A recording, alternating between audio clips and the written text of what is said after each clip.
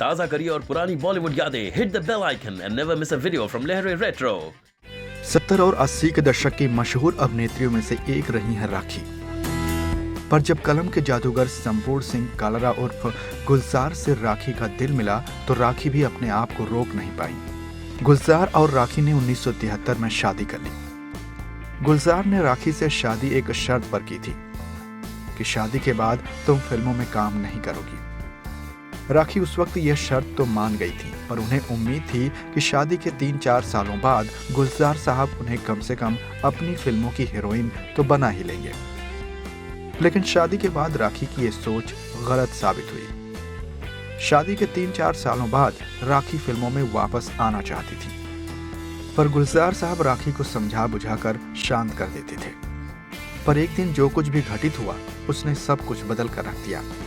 एक leading website के मुताबिक गुलजार साहब जब अपनी फिल्म आंधी का लोकेशन देखने कश्मीर गए तो साथ में राखी भी थी और सुचित्रा सेन के अलावा संजीव कुमार भी साथ में थे। एक रात संजीव कुमार ने अपनी आदत के मुताबिक होटल में खूब पी ली और वो सुचित्रा सेन का हाथ पकड़कर अपनी ओर खींचने लगे।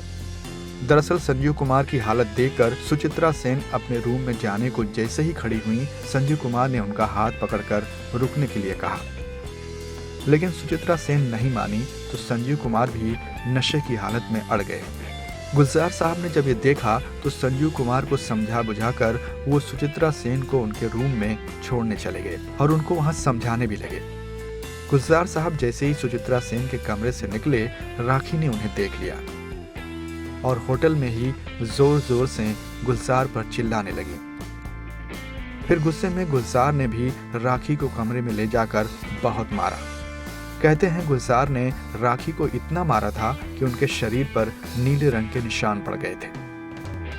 और इस घटना के बाद राखी ने गुलजार से अलग रहने का फैसला कर लिया। उसी वक्त यश चोपड़ा भी कभी कभी फिल्म के सिलसिले में कश्मीर में थे, तो राखी ने तुरंत जाकर यश चोपड़ा से मुलाकात की और फिल्मों में काम करने की इच्छा जताई।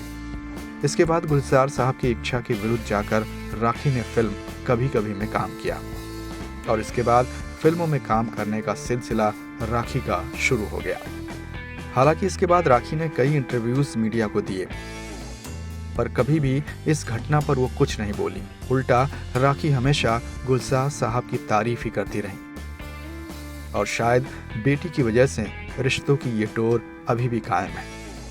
हालांकि राखी और गुलजार दोनों अलग अलग रहते हैं, पर राखी ने गुलजार साहब से अभी तक तलाक नहीं लिया है।